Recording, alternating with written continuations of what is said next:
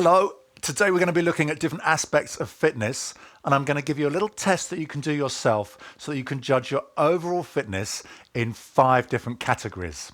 So we call these the 5 Continuums of Fitness. And what I want you to do first of all is get a piece of paper and a pen and draw 5 horizontal lines across that piece of paper. And these are going to represent our 5 continuums of fitness. And then I'm going to get you to judge for yourself where you stand on each of these lines. And that'll give you an overall guide to your fitness level. Now, this is not scientific. It's purely based on your own judgment. And you have to be honest with yourself.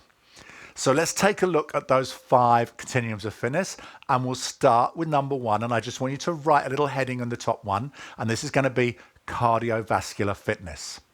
Now, on the left-hand side, I want you to write the word bad, and on the right-hand side, I want you to write the word good. And this is going to apply to all of those 5 continuums.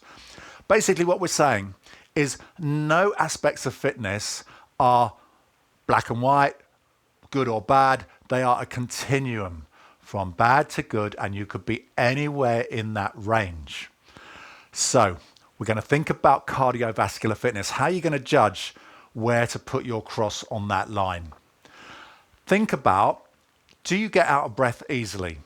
If you climb a flight of stairs, or if you just run a few yards or meters for a bus, do you find yourself a little bit out of breath? If that's the case, you're probably towards the bad end of that scale. Yep. If you can run continuously for 5 minutes and you're not getting out of breath, or you can go up 5 or 6 flights of stairs with no problem, you're towards the good end. If you can run a marathon, you're probably right up the top of that good end. If you struggle with stairs or you struggle with a little run for a bus, then you're going to be down at the other end. And if you get out of breath really easily, then you're going to be right down that bottom end. I have to say, if you are older, if you're a little bit like me, getting on a bit, I'm 60, and you find that you really struggle doing anything with getting out of breath, that's the time to talk to your doctor. Yep, there could be some underlying health conditions. Remember, we're talking about fitness and not health. So we're going to judge your cardiovascular fitness. Cardiovascular health is something totally different. And if you have any serious issues, you should talk to your doctor.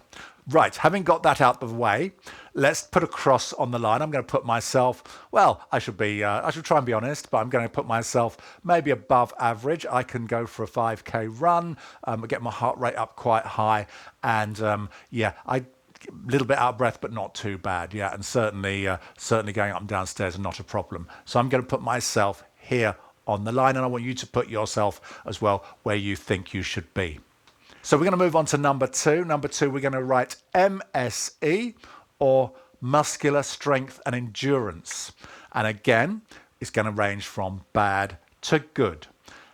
Rate yourself how you think your muscular strength and endurance is. Now, if you lift weights, if you go to the gym 1, 2, 3 times a week, it's going to be fairly good. If you think that judging by other people you're lifting reasonably heavy weights, it's going to be up towards the top end. If you don't, if you only lift light weights but you still go to the gym, you're probably somewhere in the middle. The other thing to look at is, do you work in a job that involves lifting things or manual work? In that case, you're going to have a reasonable amount of muscular strength and endurance. It's not about muscle size. You can be strong, you can have good MSE, and you can not necessarily have large muscles. It doesn't equate to size. That's something different. So, do you find that you can lift up bags of shopping fairly easily, lift them up, put them on a top shelf or into a cupboard, and without any problems? Something quite heavy maybe, you can lift up things. You're probably somewhere in the middle, even if you don't do resistance training at the gym. If you find you feel you're quite weak, you struggle with gripping is a good test, yeah. If you struggle with gripping, undoing things, that's going to happen naturally as you get older anyway. But if you really struggle and you don't do any lifting in your daily life or at the gym, then you're probably down towards the lower end.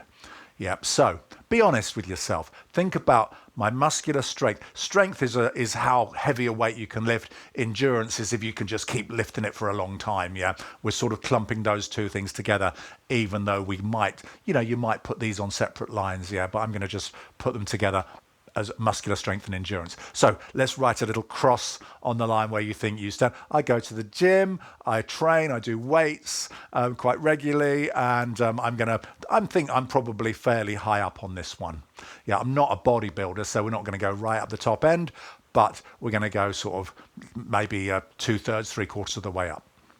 Right, so let's move on to number 3. Line number 3 is flexibility. So write in flexibility on line 3.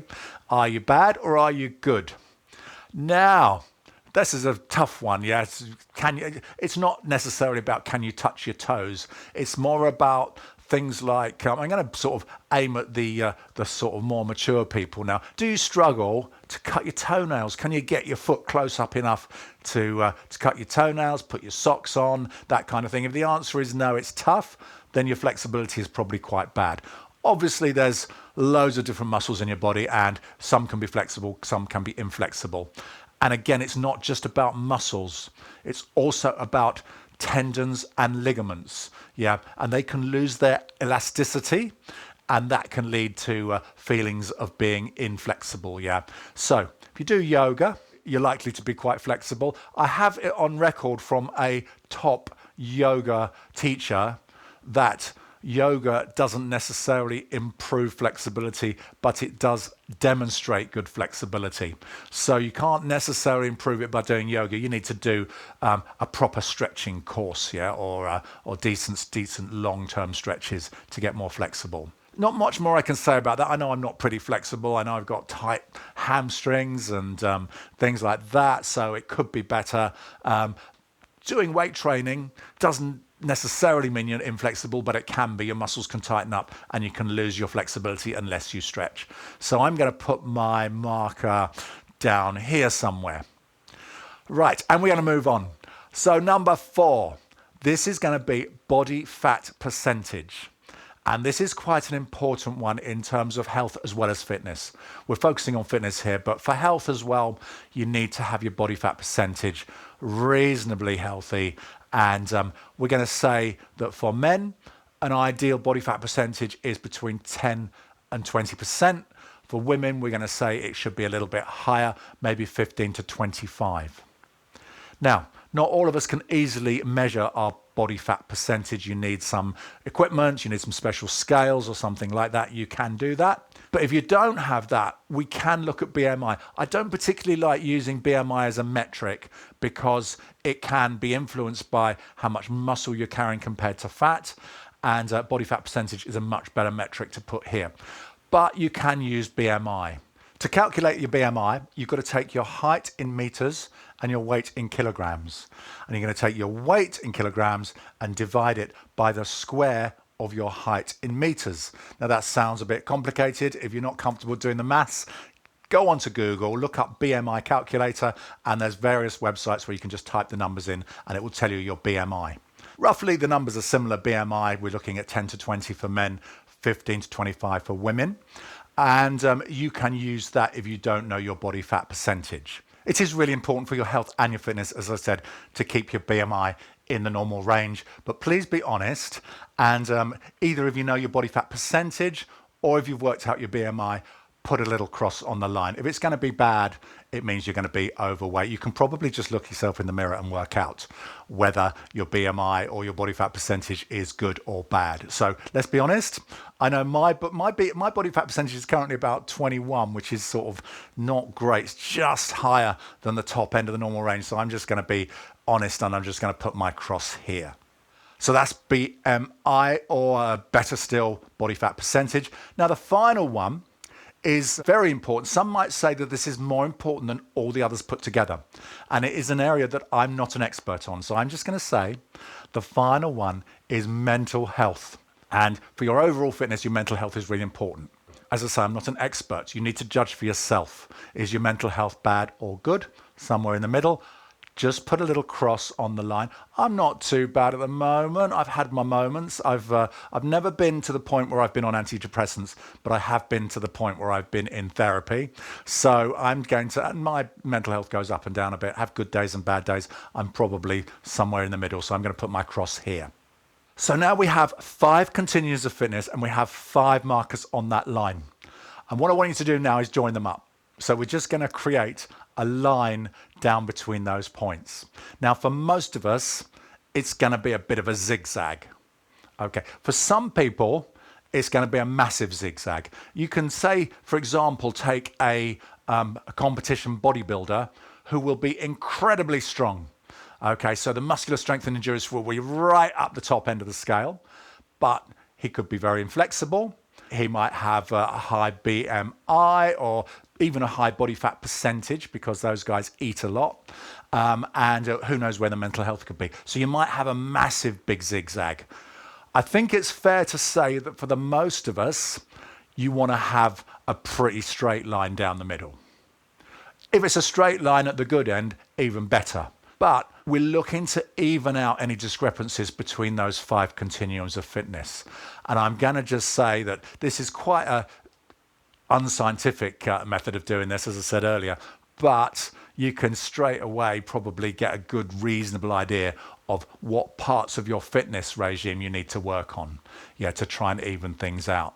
So pretty much all I'm going to say on the subject, other than let's just finishing off by saying, are any of these more important than the others? And the answer is they're all pretty important.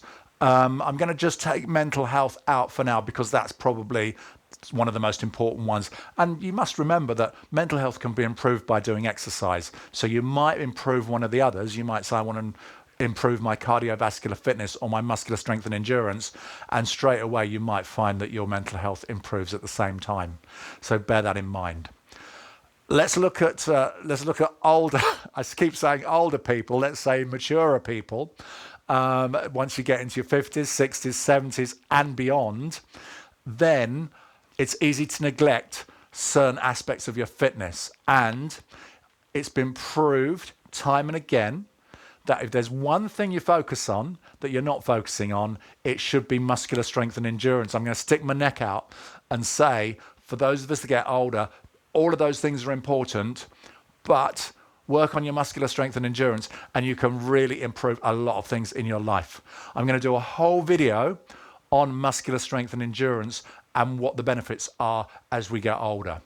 I'm also doing fitness classes for over 50s, and we always do resistance training in those classes because it's so important. Yep. So I'm going to put a link actually below this video to my other channel where I have all my exercise classes, and you can have a look at those and join in if you want to. You can even join in live on Zoom. So check out my website as well for that. So that's all I'm going to say. You can look at this yourself. You can work out what you need to work on. If you're getting older, please, if you neglect anything at all, don't let it be muscular strength and endurance. Yeah, that's really, really key. More I think about it, the more I think cardiovascular fitness is important too. But let's say that as long as we're pretty active, you're going to be using your heart and lungs, and you're going to keep that in check. So it's the weight training that people probably seem to think that as we get older, we don't need to do.